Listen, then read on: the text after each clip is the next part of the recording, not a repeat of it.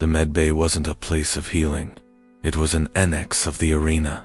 Cold, sterile light bleached the color from everything. The bare, durasteel walls, the humming banks of monitors, the pallor of Maya's skin. The air tasted of harsh antiseptic, ozone from malfunctioning equipment, and the underlying metallic tang of old blood that no amount of scrubbing could erase.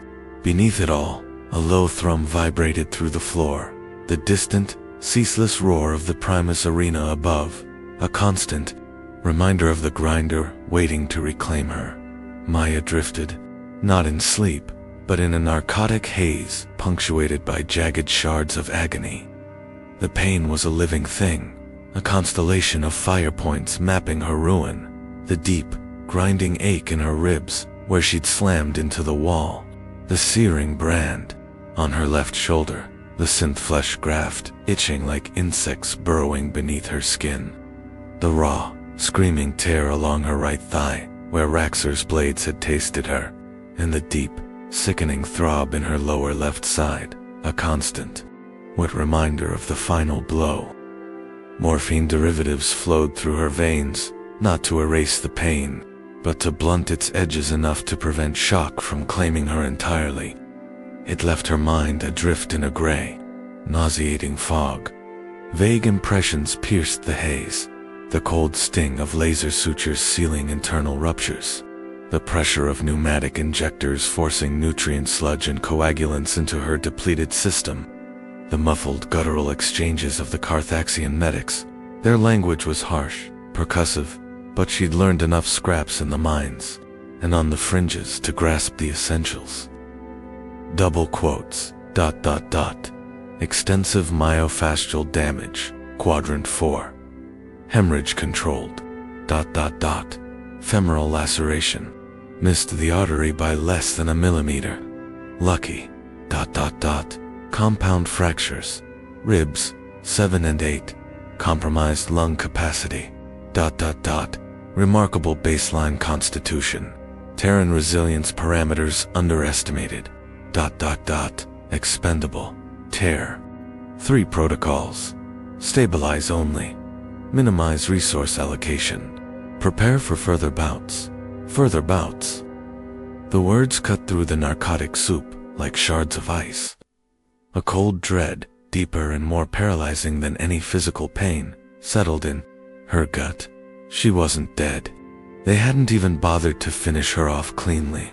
She was inventory fodder, damaged goods to be patched just enough to bleed again for the crowd's amusement. The thought of facing the sand again, facing Raxor, or something worse, with her body already a shattered wreck, threatened to unravel the fragile thread of defiance that had held her together on the sand. What was the point? To crawl back out just to be torn apart more efficiently? To give Vorlag a few more minutes of bored observation before the inevitable end? Memories flooded back, sharp and cruel. The blinding white heat of the plasma blast, glancing her shoulder, the sickening tear crunch of the blades biting into her thigh, the crushing impact against the unyielding arena wall, stealing her breath, the coppery taste of blood filling her mouth as she spat at Raxor's eye. The final, jarring impact, the feeling of something vital giving way inside her as she was hurled aside, and Raxor's face, the organic eye burning with contemptuous fury, the cybernetic lens coldly dissecting her destruction. The sheer, overwhelming, inhuman power that had crushed her defenses like paper. How could she possibly face that again? How could she endure? Despair, thick and suffocating, threatened to drown her. The mantra, survive, adapt, endure, echoed hollowly in her fractured mind. A cruel joke. Survive, for what? More pain, more degradation. Adapt to what? Being a better punching bag. Endure until her body simply couldn't be patched together anymore. Tears, hot and silent, welled in her eyes, tracing paths through the grime and dried blood on her temples.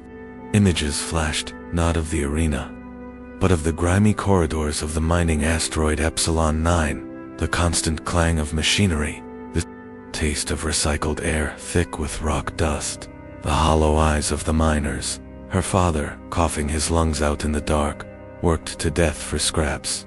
Was this all her life amounted to? To die forgotten in an alien pit? Her only legacy, a temporary bloodstain on sand, swiftly scoured away.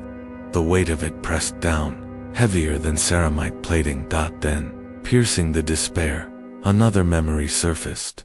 Not the pain, not the violence, the silence. That vast, disbelieving hush that had fallen over the million-strong crowd after she'd dragged herself that impossible meter through her own blood. The stunned flicker in Raxor's organic eye, the way his triumphant roar had died unsung. The utter bafflement on the face of the medic who'd scanned her and found life where only death should reside. They hadn't respected her, they hadn't admired her, but they had been disrupted. Her refusal to die conveniently, her spite-fueled crawl, her ultimate act of defiance. The spit had cracked the perfect, brutal logic of their arena. It hadn't fit the narrative. You made them shut up. The thought was a tiny, guttering ember in the suffocating darkness. You made the iron juggernaut hesitate. You made Vorlag lean forward in his seat. You forced them to look at you, not as refuse, but as something anomalous. It wasn't victory, it wasn't freedom, it wasn't even hope, but it was something, a fissure in their monolithic certainty, a demonstration that their strength, their power, their cold calculus of death, could be momentarily challenged by sheer, bloody-minded, illogical refusal. She hadn't won the fight, but she had stolen the narrative. For a few stolen seconds, the story hadn't been about Raxor's invincibility. It had been about her indomitable will, her unbroken spirit. The despair didn't vanish, but it receded, pushed back by the stubborn heat of that ember. Endure not just to survive the next blow, but to refuse them the satisfaction of her easy defeat. To be a persistent thorn, an unanswered question, a stain on their perfect, violent spectacle that wouldn't wash away. To force them to look at her, to see her, even if it was only to see how long she could last before she shattered. Even if it only bought her seconds longer next time. Seconds were victories now. A shadow fell over her cot. Gorak the Scarred, veteran handler, missing an arm and an eye, loomed. His remaining eye, a roomy yellow orb, held no pity, only a detached, brutal efficiency.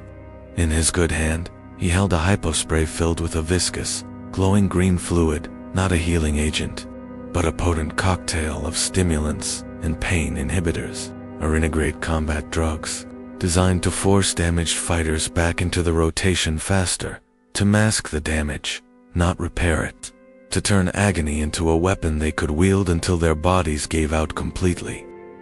Up, Maggot Gorak grunted, his voice like rocks grinding together. Recovery time's over. Time to earn your gruel. Maya met his gaze. Her vision swam. Her body screamed protest, but the ember flared. She saw, perhaps, a flicker in his eye. Not compassion, but that same unsettling curiosity she'd sensed in the crowd. A flicker of the anomaly, as the cold spray hissed against her neck, flooding her system with artificial, jittery energy that did nothing to touch the deep trauma, only masked it beneath a brittle shell. Maya clenched her jaw. The pain remained, a constant, grinding companion beneath the chemical buzz. But the hollow dread was replaced by a cold, hard resolve, forged in the crucible of her own broken body. She wouldn't give them a clean kill. She wouldn't make it easy. She would stand. She would crawl. She would spit. She would endure. She would be the unbroken thing in their world of shattering force. She would make the silence return, and she would make it cost them. The subterranean training pit was a microcosm of the arena above, stripped of grandeur and reduced to brutal utility. Rough-hewn rock walls, slick with condensation, formed a circular space barely 20 meters. Across the floor was coarse sand, mixed with darker patches that Maya didn't care to examine too closely. Harsh, flickering lumens cast deep, dancing shadows.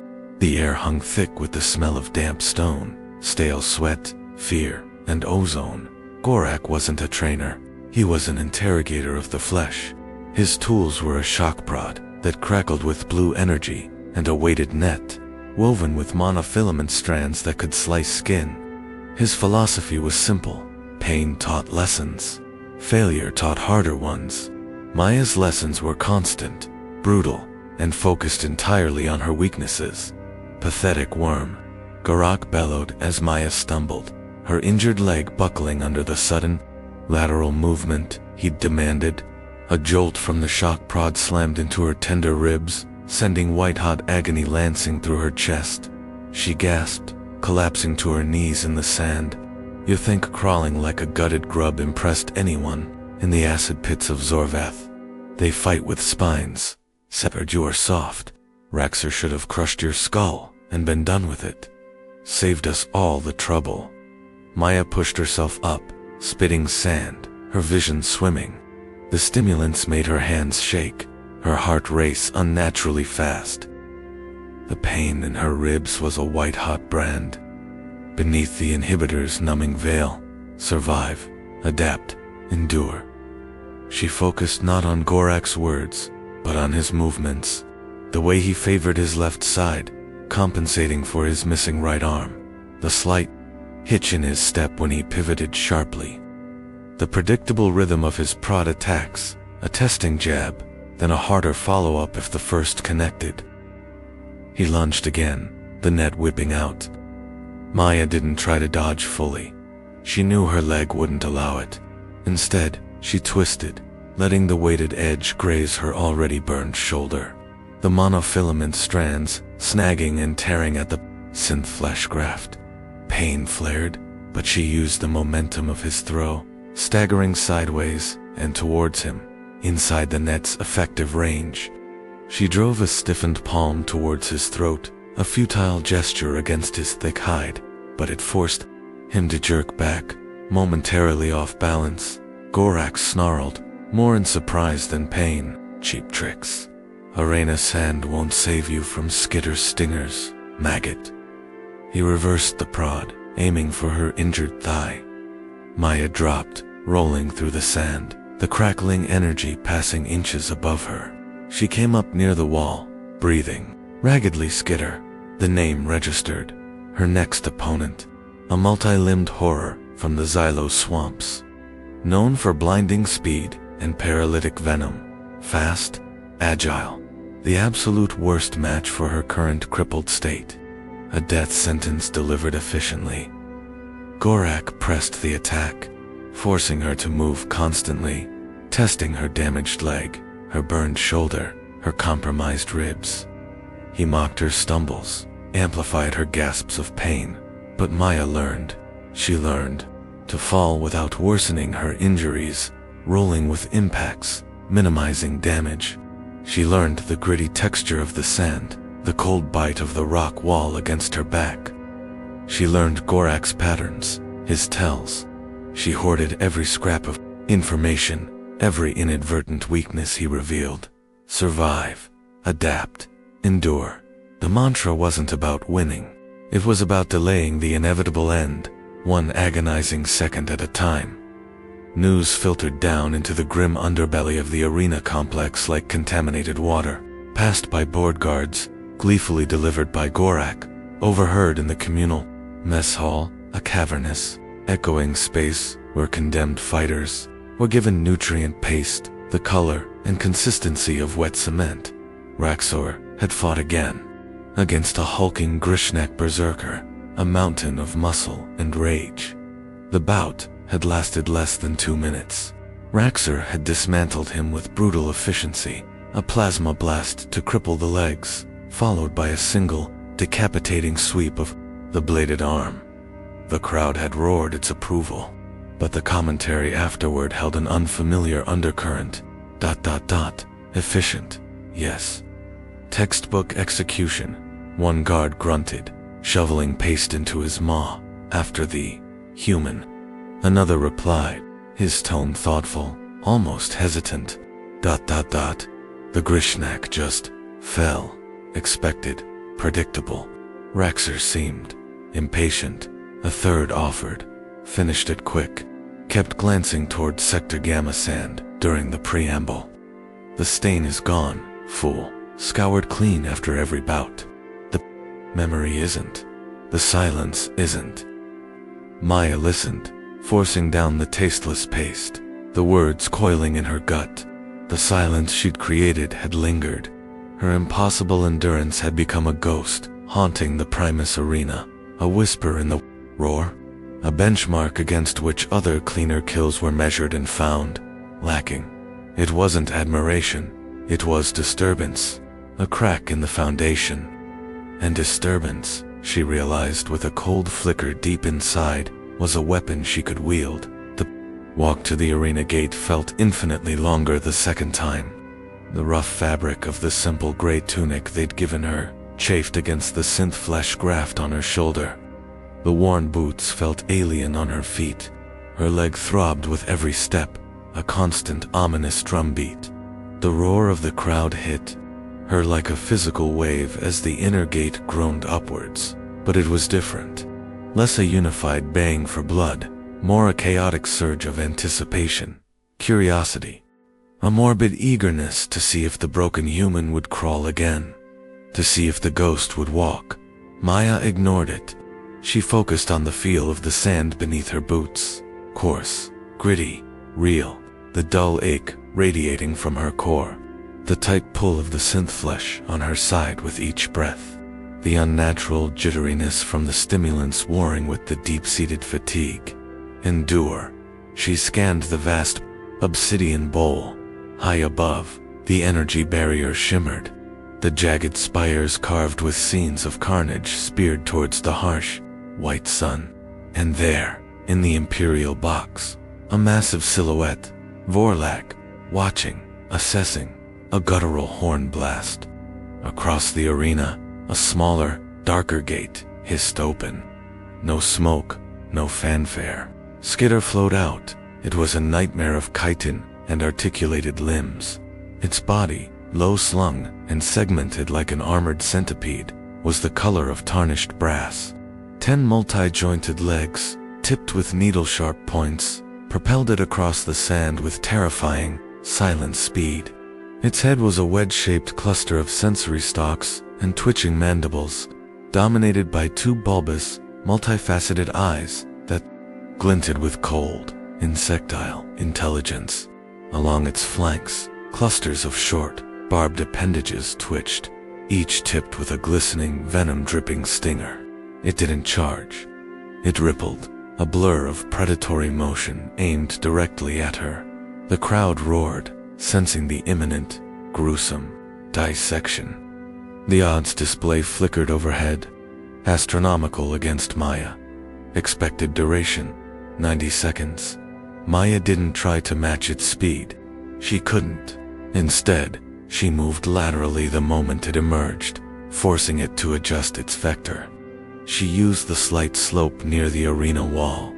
Remembering how Gorak's shockprod attacks often overextended when he lunged, Skitter closed the distance in a heartbeat, a cluster of stingers lashing out towards her face and torso.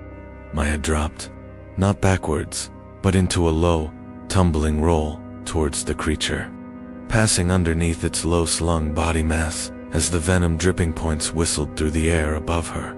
She came up inside its guard, momentarily shielded by its own segmented bulk. Ignoring the pounding of her heart, the scream of protest from her ribs, she drove her elbow upwards with all her strength. Not at the tough chitin plating, but at the softer joint, where 2 spindly legs met the main body. Though, CK. It felt like hitting solid rock. Agony exploded up her arm, into her injured shoulder. But Skitter let out a piercing, chittering screech of surprise and pain. It stumbled, its fluid motion disrupted, several legs scrabbling awkwardly for purchase. A collective gasp, then a wave of incredulous murmurs swept the stands. She'd touched it. She'd hurt it, offended it. The disruption lasted only a second. Skitter recovered with terrifying speed, its insectile brain registering not pain, but a profound insult. It whirled, becoming a dervish of stabbing limbs and lashing stingers. Maya dodged, weaved, rolled. Her movements were slower, hampered by her leg. A stinger grazed her left forearm, not a deep puncture, but a burning line of cold fire. Instantly, numbness spread up to her elbow. Her hand went limp, useless. Another stinger caught her high on her already injured right thigh. Not a deep wound, but the venom hit like a white-hot poker dipped in ice. Agony, pure and paralyzing, lanced through her leg, stealing her breath. She cried out, a raw, involuntary sound instantly swallowed by the crowd's renewed frenzy. She went down, rolling desperately as venom-dripping points slammed into the sand where she'd fallen. The numbness spread up her arm. Her leg was a column of fire, her vision blurred at the edges. Skitter loomed over her, mandibles clicking in chilling triumph, a cluster of stingers poised to deliver the paralyzing, then dissecting, blows. The crowd bayed, smelling the kill. Get up. The voice was a faint whisper, drowned by pain and venom. Get up. She couldn't feel her left hand. Her right leg was a useless, burning log. She pushed with her good arm, her good leg. Sand gave way. Agony screamed in her thigh, her ribs. She got to her knees. Then, swaying violently, every muscle trembling with the effort, she pushed herself. Upright, she stood, her left arm hanging numb and useless, her right leg trembling violently, threatening to buckle at any second. She faced Skitter, her breath ragged gasps, each one a knife in her seared lungs. Her gray eyes, however, burned, not with fear, but with that same, terrifyingly cold fury they'd seen before. Silence fell, not the absolute, stunned silence of the Raxor fight, but a palpable hush spreading through vast sections of the crowd like a contagion. She was up, again, despite the venom, despite the injuries. Again, Skitter hesitated. Its compound eyes seemed to process the anomaly. Prey did not stand after being stung. Prey succumbed. This defied its predatory programming. It charged a blur of lethal intent. Maya knew she couldn't dodge. She couldn't run. As the chitinous horror closed the final meters, stingers aimed for her center mass. She did the only thing possible. She screamed, a guttural cry ripped from the depths of her pain and fury, and threw herself forward, not away. Leading with her good shoulder, she aimed her entire weight at the cluster of sensory stalks on its relatively unprotected underbelly. They collided with a sickening crunch. Maya felt something give, hopefully Skitter's, possibly her already cracked ribs. They hit the sand in a tangle of limbs and hard chitin. Maya was partially pinned beneath its surprisingly heavy bulk. Skitter thrashed wildly, its legs scrabbling, trying to bring its stingers to bear on the humans squirming underneath it. Maya ignored the crushing weight, the tearing pain in her side where the synth flesh pulled, the venom's fire in her leg. With her one good hand, she didn't claw for eyes or weak points. She clawed at the sand. She scooped great handfuls of the coarse, gritty arena floor and shoved it, frantically, into the creature's gnashing mandibles, into the delicate spiracles along its flanks, its breathing vents. Skitter choked. Its thrashing became frantic, panicked. It reared back instinctively, trying to dislodge the grit clogging its airways. The crushing weight lifted slightly. Maya rolled away, gasping, her vision tunneling to a gray pinprick. She tried to push herself up, but her numb arm gave way completely. She collapsed onto her side, darkness threatening to swallow her. The horn blared. End of bout. Skitter staggered away from her, coughing violently, sand spilling from its mandibles. It was unharmed, merely inconvenienced and enraged, but it hadn't killed her. It hadn't even paralyzed her fully. Medics scurried onto the sand. Skitter was ushered out, still clicking and hacking furiously. Maya was lifted onto the repulsor stretcher. She was conscious, barely. Blood seeped from her reopened side wound. Her arm was still numb, her leg burned, but she had lasted the bout. She hadn't been dissected. She had forced the venomous horror to choke on the arena sand as she was floated out. The silence wasn't total, but it was profound in its pockets. Mixed with the confused murmurs were other sounds. A low, rhythmic thumping started in one section, then spread. Not the impatient stomp demanding a kill. Slower, heavier, deliberate. Was it respect, or merely the acknowledgement of a particularly persistent pest? High above, Vorlag watched. He hadn't leaned forward this time. He sat back in his massive throne-like seat, steepling his thick fingers. His expression was unreadable, but the intensity of his gaze as it followed the stretcher leaving the sand was undeniable. He gave a single, curt nod to the master of games. Beside him, Maya drifted into unconsciousness in the medbay, the stimulants fading, the true agony of her wounds, and the venom's lingering effects flooding back. She had survived. She had forced the silence. She had become more than fodder. She had become a problem. A persistent, unbroken problem. And on Karthax Prime, problems required solutions. The crucible of pain was heating up. Log entry. Karthax Security Directorate. Internal Designation Unbroken. Societal Impact Assessment Classification. Eyes Only Level Sigma Notes. Incident Prisoner. 447. Maya Designation. Unbroken exhibits anomalous psychological impact. Standard termination protocols ineffective. Survival. Fosters dissent. Observed phenomena. Reduced wagering on guaranteed executions. Increased betting on duration of defiance rather than method of death. Audible silences during her bouts, exceeding statistical norms. Low-level graffiti observed in lower sectors. Crude Terran script, unbroken alongside Karthaxian. Kill count tallies. Merchandise. Unauthorized vendors, selling crude replicas of human female figure with defiant stance. Outselling champion Raxor icons 3-1 in tertiary markets. Guards report atypical prisoner morale shifts, minor defiance. Incidents increased 18%. Assessment, unbroken designation, evolving from prisoner ID to nascent symbol. Represents illogical resistance, defiance of natural order, strength hierarchy, potential catalyst for subversive sentiment. Recommend accelerated neutralization protocol. Psychological shattering prioritized over physical termination. Concurs. The bouts became a grim, bloody rhythm, a twisted waltz between agony and defiance. They didn't throw her against Raxor again immediately. Vorlag, the master strategist, was playing a longer game. He used her. She faced the crusher. A hulking cyborg constructive pistons and grinding plates, slow but capable of pulverizing rock. Maya used its momentum against it, luring it into charging the arena wall, the impact stunning it long enough for her to scramble away, earning a time limit draw. She earned a deep gash across her back and 2 more cracked ribs. She faced Venom Weaver, a serpentine creature that spat globs of corrosive acid. Maya used the arena's ancient drainage grates, kicking sand to blind it, forcing it to waste its venom on the metal.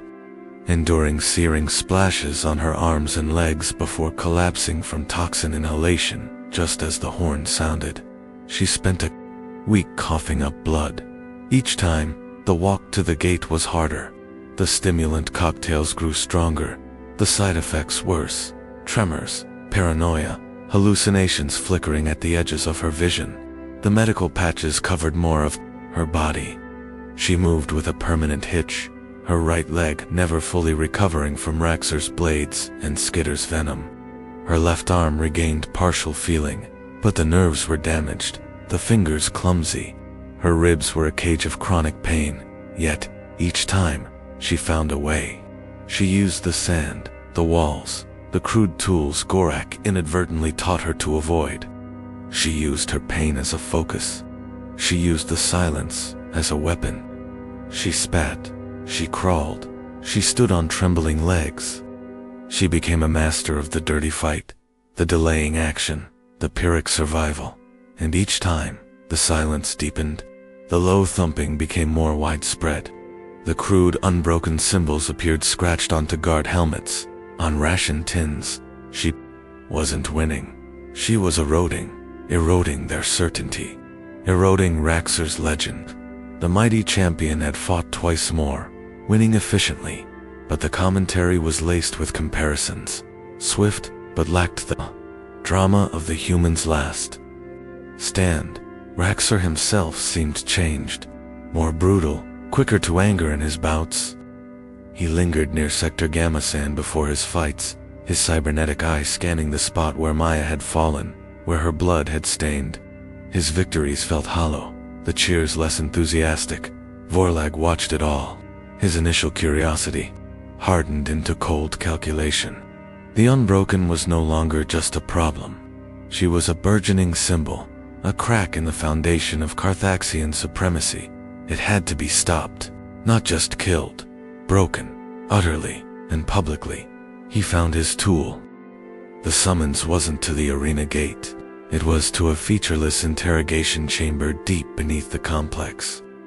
Vorlag himself wasn't present, but his presence was palpable in the cold sterility. The armed guards, the figure waiting for her.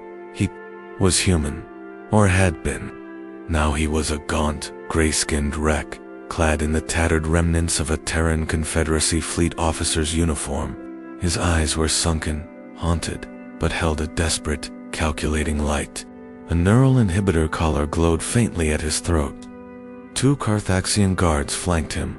"Prisoner Maya Vance," a synthesized voice boomed. "You are acquainted with this individual, Commander Elias Thorne, formerly of the TCS Resolute, your associate, during the incident involving Karthaxian freighter Prophet's Grasp." Maya stared Thorne, the arrogant fool whose botched piracy raid had gotten them captured. The one who'd talked big about freedom but broke under the first interrogation, giving up their crew, their ship, their everything. Hatred, cold and pure, surged through her, momentarily eclipsing her pain. Thorne flinched under her gaze, but spoke, his voice raspy. "Maya, listen. They have an offer. For both of us." The synthesized voice cut in. "Commander Thorne has provided valuable service. He understands cooperation. You face Champion Raxor in the Primus deathmatch tomorrow. Victory is impossible. Your termination is assured. However," the voice paused for effect, "should you display convincing submission prior to the bout's conclusion, kneel before Raxor. Acknowledge Karthaxian supremacy. Beg for mercy. Commander Thorne will be granted leniency, transferred to a labor colony, a chance for life." Thorne leaned forward, his eyes pleading. "Maya, please, it's a chance. Just kneel. Just once. Before he kills you anyway. Give me that much, for old times." Maya felt the cold dread return, colder than ever. This wasn't just about killing her. This was about shattering the symbol. About making the Unbroken kneel, about turning her defiance into the ultimate act of submission. They wanted to use her to break the spirit of every being who dared to whisper Unbroken, to show that even the most stubborn will could be crushed. And they were using Thorne, the coward, as the lever. She looked at Thorne, the man whose weakness had condemned her to this hell. She saw no comrade, only another tool of her tormentors.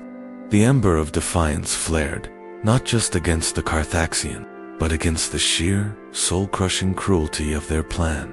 She turned her gray eyes, burning with cold, exhausted fury, not at Thorne, but at the unseen speaker behind the voice. She said nothing. She simply spat on the polished floor of the interrogation chamber. The glob of phlegm and blood landed with a soft final splat between Thorne's feet.